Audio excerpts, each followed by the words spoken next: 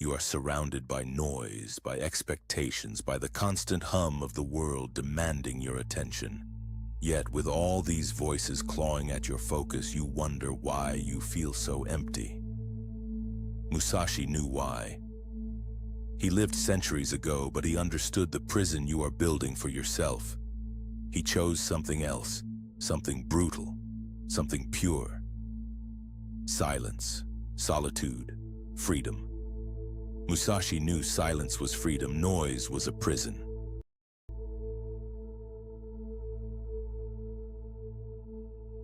He chose the path most men fear, solitude.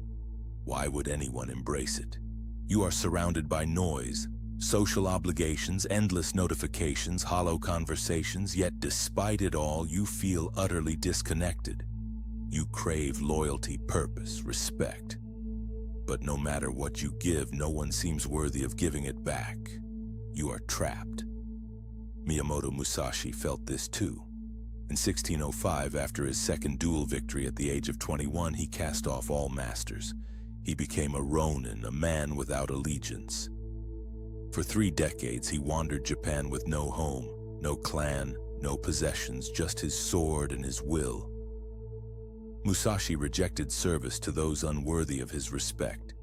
He chose isolation not because of weakness, but because his loyalty was too sacred to squander.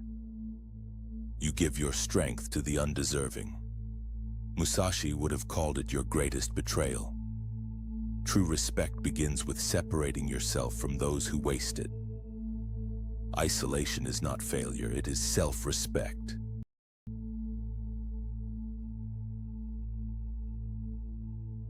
Musashi's solitude was not just about respect. It was about strategy. You think comfort is safety. The job, the social circle, the routines, it all feels stable. But deep down, you know it is a trap. The more you rely on it, the weaker you become. Musashi knew this truth centuries ago. He refused to marry, refused to settle, refused to swear allegiance to any clan.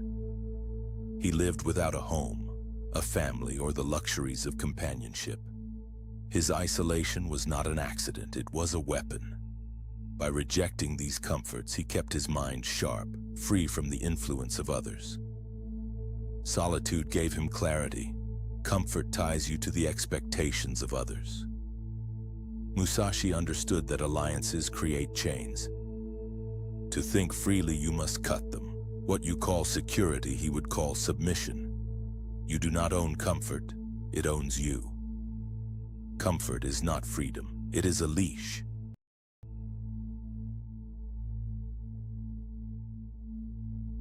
Comfort blinds you to reality. Musashi's greatest lesson was to see clearly. You are drowning in desires. You wish your job was different, you wish your relationship was perfect, you wish the world would bend to you. And yet, none of it changes, does it? Musashi's first precept in his Dokkōdō, his way of walking alone, demands this: accept everything just the way it is. He wrote it in 1645, 1 week before his death. No illusions, no fantasies, no noise. Musashi knew that the world does not care about your wishes. To see it clearly, you must abandon them. Without desire, you see reality for what it truly is: brutal, but honest. Desires cloud your judgment. Musashi's path was one of silence, where clarity replaces yearning. The world will not change for you, but you can change how you see it. Clarity begins where desire ends.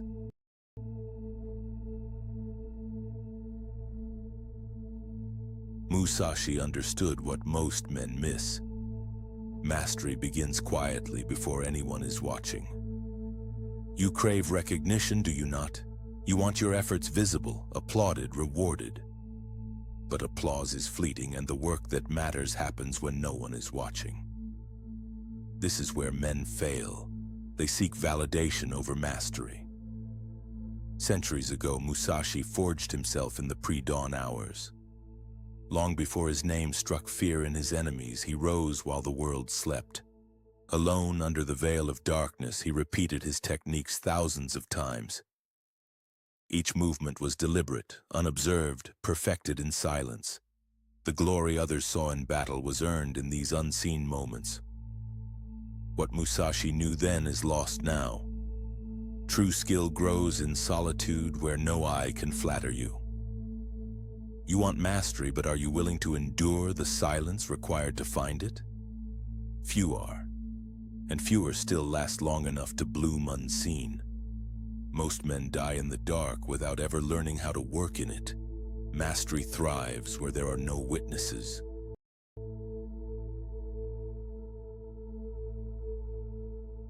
If this one hit you, you already know why. The void is next. Your life is full, yet it feels hollow. Noise surrounds you, distractions consume you, yet purpose eludes you. You have mistaken fullness for meaning, and you are drowning in it.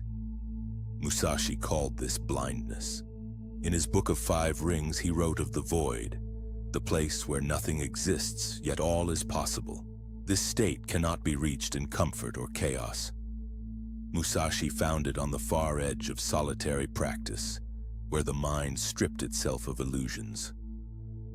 In the void, clarity reigns, and every action becomes precise and unshakable. Today, men flee from emptiness. They fill their time, their spaces, their minds to avoid seeing the nothingness within. But Musashi knew the void is not an absence, it is a source. Until you make peace with nothingness, you will remain its prisoner. Most men never see the void. Fewer emerge from it. In nothingness, everything becomes clear.